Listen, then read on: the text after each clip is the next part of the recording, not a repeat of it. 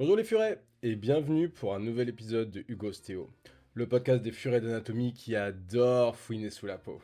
Je suis votre hôte, Hugo Dias, et ensemble nous allons explorer l'ostéologie, l'arthrologie et la myologie du corps humain.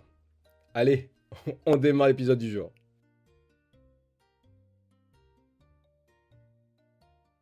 Épisode numéro 6, l'ostéologie du genou. On continue du coup l'ostéologie du fémur, parce que c'est vrai que la dernière fois, on n'a pas fini l'extrémité inférieure de ce fémur, parce que effectivement, on parlait de la fesse, de la cuisse, de tout ça, et là maintenant, on arrive au genou.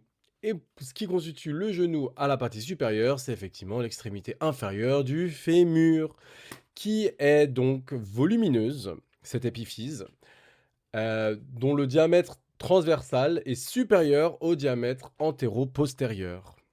Il présente à décrire une trochlée qui est située à la face antérieure de l'extrémité inférieure. Elle est articulaire avec la face postérieure de la patella. Elle présente à décrire en premier deux joues qui sont convexes en tous sens. L'externe est plus haute, plus large et plus saillante que l'interne. Elles sont surmontées, ces deux joues, en haut, par une fossette qu'on appelle sus trochléenne, articulaire avec les surfaces concaves de la face postérieure de la patella. Donc. Et présente également une gorge entre les deux joues, qui est verticale et qui donc sépare les deux joues. La gorge s'étend de la fossette sus trochléenne au fond de l'échancrure intercondylienne. Cette gorge est articulaire avec la crête de la face postérieure de la patella. Plus de cette trochlée, l'extrémité inférieure du fémur présente deux condyles, qui sont déjetés en dehors et latéralement par rapport à l'axe diaphysaire. Ces condyles sont convexes et leur rayon de courbure diminue d'avant en arrière. Le condyle externe a un grand axe antéro-postérieur, orienté en avant, et le condyle interne a un grand axe qui est orienté en avant et en dehors. Il présente ces condyles 5 faces à décrire. La face inférieure et postérieure, qui sont articulaires avec les glaines tibiales et les ménisques. La face sous-cutanée, qui présente à la partie moyenne une tubérosité. On trouve le long du bord inférieur de cette face sous-cutanée une gouttière, qu'on appelle gouttière suscondylienne, qui est limitée en haut par le bord supérieur où s'insère la capsule. Sur le condyle latéral, on a l'insertion du muscle gastrocnémien latéral en haut, le ligament externe ou latéral sur la tubérosité et le rétinaculum fémoro-patellaire latéral en arrière du ligament latéral. Dans la gouttière du condyle externe, on trouve l'origine du muscle poplité. Au niveau du condyle interne ou médial, on trouve l'insertion du muscle gastrocnémien médial en haut, du ligament médial sur la tubérosité et du rétinaculum fémoro-patellaire médial en arrière du ligament médial.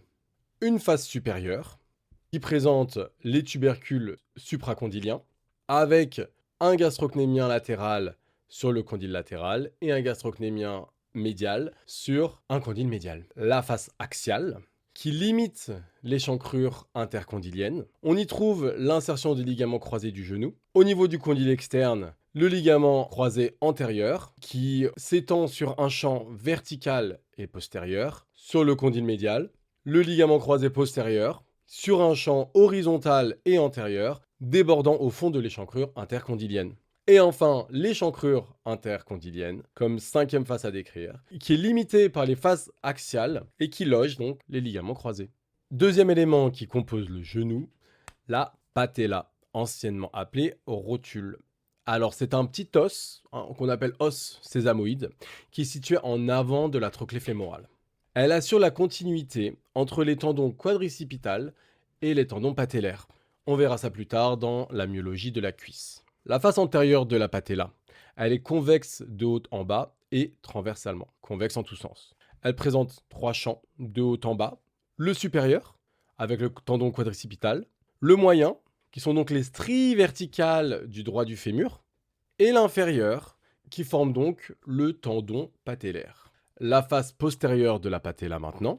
Sur les 2 tiers supérieurs, cette face est articulaire et présente une crête mousse verticale qui sépare deux champs, un champ externe, qui est le plus étendu, qui est concave en tous sens et qui est articulaire avec la joue latérale de la trochlée, et un champ interne, qui est concave de haut en bas, mais convexe transversalement, qui est articulaire avec la joue médiale de la trochlée, et au pourtour duquel s'insère la capsule. Le tiers inférieur de cette face postérieure de patella est extra-articulaire. La base de la patella présente d'arrière en avant l'insertion de la capsule, d'une bourse séreuse qui évite le frottement des fibres musculaires à l'os et le tendon quadricipital le plus en avant. Sur les bords de cette patella, on retrouve d'arrière en avant la capsule, les rétinaculums fémoro-patellaires et les rétinaculums ménisco-patellaires. Sur le sommet de cette patella, qui est donc en bas, on retrouve le tendon patellaire. Troisième et dernier élément qui compose le genou, c'est l'extrémité supérieure du tibia, qui est volumineuse et qui présente à décrire 5 faces. L'extrémité supérieure du tibia est déjetée en arrière de l'axe diaphysaire. Sa face supérieure, aussi appelée plateau tibial, est horizontale et présente deux surfaces articulaires latérales, ce qu'on appelle des cavités glénoïdes, séparées par l'espace interglénoïdien, qui lui est non articulaire. Ces cavités glénoïdes, elles sont ovalaires, à grand axe orienté en avant et en dehors. Elles se relèvent sur leur bord axial au niveau des tubercules glénoïdiens, dont la partie périphérique est articulaire. Ces cavités glénoïdes sont articulaires avec les condyles fémoraux. Leur courbure n'est pas identique. En effet, la glène médiale est concave en tous sens, d'avant en arrière et transversalement, tandis que la glène latérale, elle, est convexe d'avant en arrière et concave transversalement. Sur leur bord périphérique s'insèrent les ménisques. Dans l'espace interglénoïdien, on trouve sur la partie moyenne les tubercules glénoïdiens, qu'on appelle également épines. L'interne est plus haute que l'externe. La face axiale de ces épines est non articulaire. La face périphérique prolonge la glène et elle est donc articulaire. Sur la surface interglénoïdienne antérieure, donc en avant de l'épine, s'insère la capsule, le ligament croisé antérieur et les cornes antérieures des ménisques. Sur la surface interglénoïdienne postérieure s'insère la capsule, le ligament croisé postérieur et les cornes postérieures des ménisques. Maintenant, la face antérieure de l'extrémité supérieure du tibia. Partie inférieure et médiane, on trouve la tubérosité tibiale antérieure, appelée TTA, où s'insère le tendon patellaire sur les deux tiers inférieurs. Le tendon patellaire est séparé de l'os par une bourse séreuse au tiers supérieur. Latéralement, on trouve deux crêtes où s'insèrent les vastes de la cuisse, médiale et latérale. Sur la crête externe, on trouve donc le tubercule de Gerdy où s'insère le TFL. Sur la face postérieure de l'épiphyse supérieur tibial, on trouve en dehors la surface articulaire fibulaire avec au-dessus la gouttière du poplité. En dedans, l'insertion du tendon direct du muscle semi-membraneux. Et sur la partie moyenne, on trouve en haut le ligament croisé postérieur qui déborde de la cavité glénoïde. Et en bas, l'insertion du poplité. Enfin, sur les faces latérales, ou les tubérosités latérales, ou les marges infraglénoïdiennes, sur la médiale, on trouve une gouttière, où glisse le tendon réfléchi du semi-membraneux. Et sur la crête latérale, se présentent de dehors en dedans les insertions du long biceps, du long fibulaire, de l'extenseur commun des orteils. Merci beaucoup d'avoir écouté jusqu'au bout. Que tu sois étudiante en médecine, passionnée de sciences ou juste furée curieuse et que l'épisode t'a plu, ça m'aiderait beaucoup si tu pouvais lui donner quelques petites étoiles, que tu le partages pour le rendre visible, parce que l'algorithme est très sévère par ici. Tu peux soutenir le podcast Hugo Stéo directement sur Tipeee. Les participations serviront à fouiner un petit peu plus dans la nature de laquelle on est fait. À très bientôt les furets.